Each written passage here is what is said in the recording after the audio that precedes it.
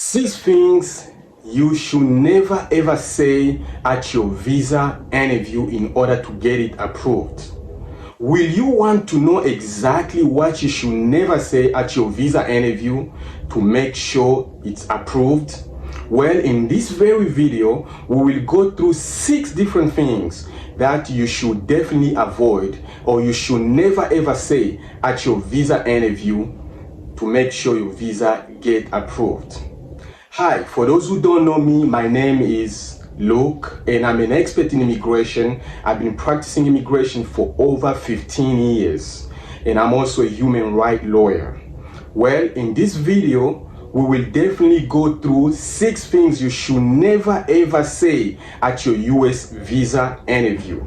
Many people have been trying to get a visa to come to the US. Some have tried once, some have tried 2 times, some have gone there for 3 times, and every time they go for their interview, unfortunately, they never get it approved.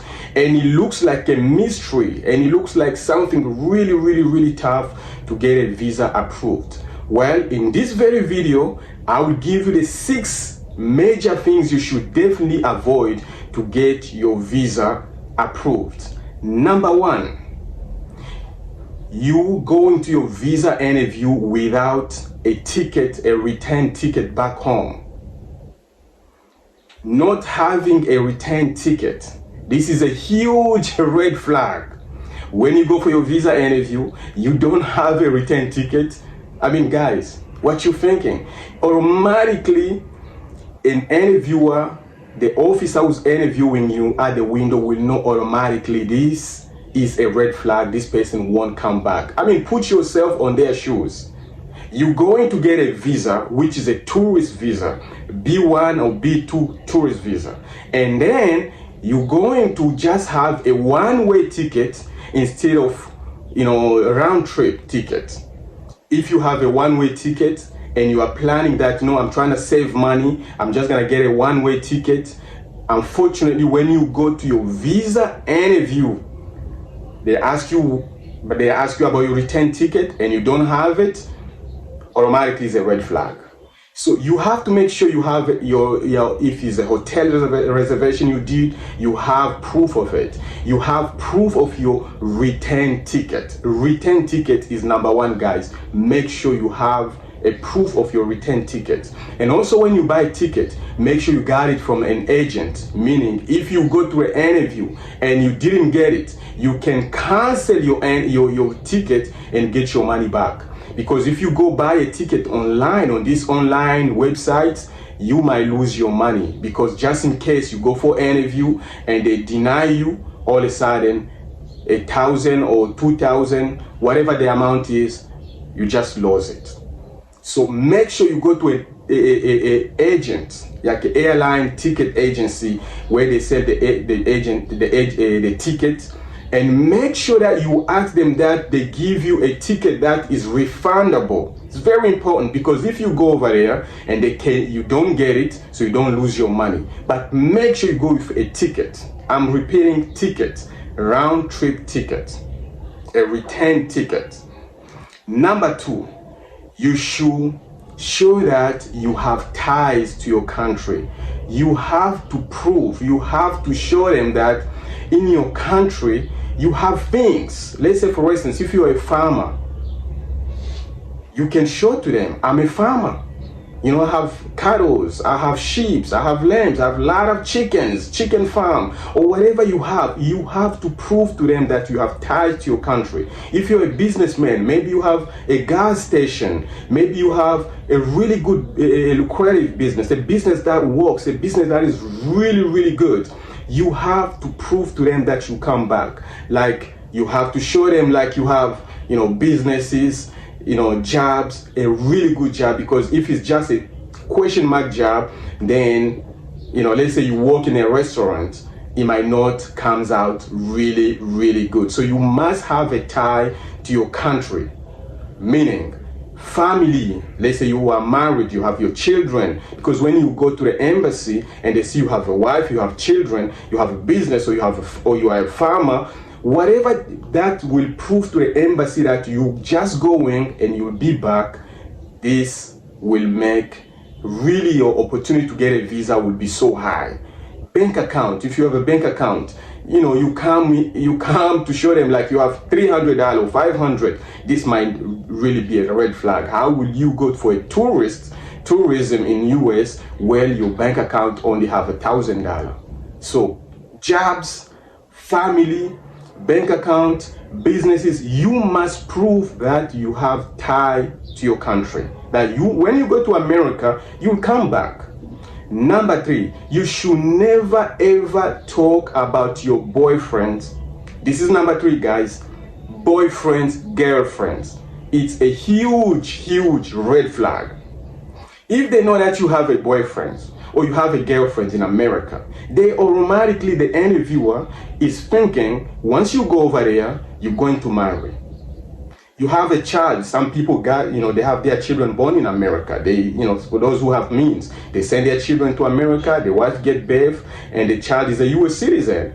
And they know that your child is a US citizen, or your mom, your dad, your sisters are US citizen. This can be also a red flag, because they will automatically think like, okay, this person, first of all, we're going back to question number 2. First of all, does not have a good job, doesn't have a business, doesn't have much here.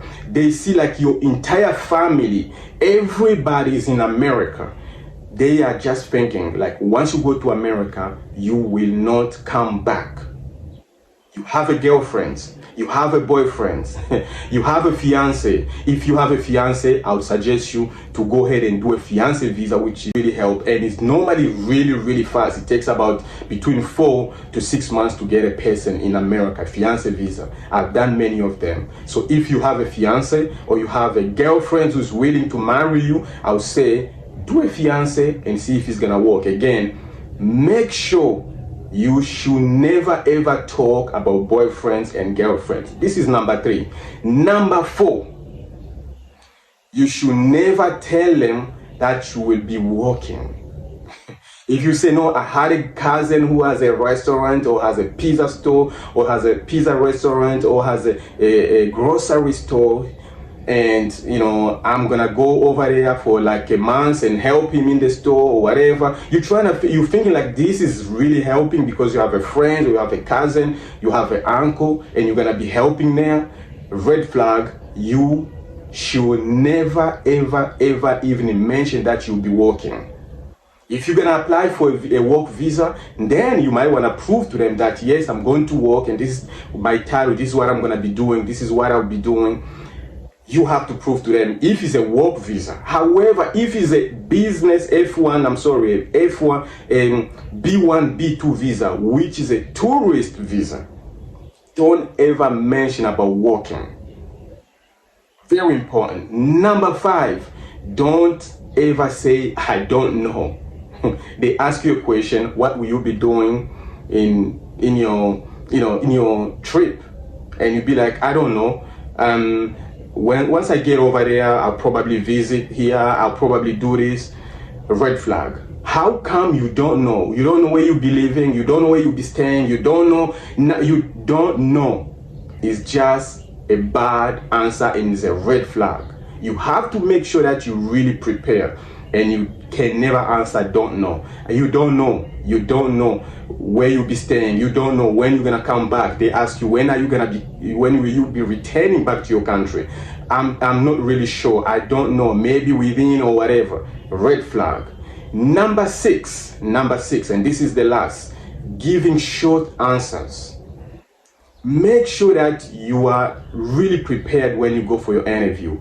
Don't give very short answer. I see a lot of video on YouTube, and most of these videos are basically telling people to give short answer, to be as brief as they can, which is good, but short answer, remember, most of these interviewers, these officers come from America. Some of them, maybe the officer's just here for a month, maybe for 3 months. He just came. He has no idea about your country.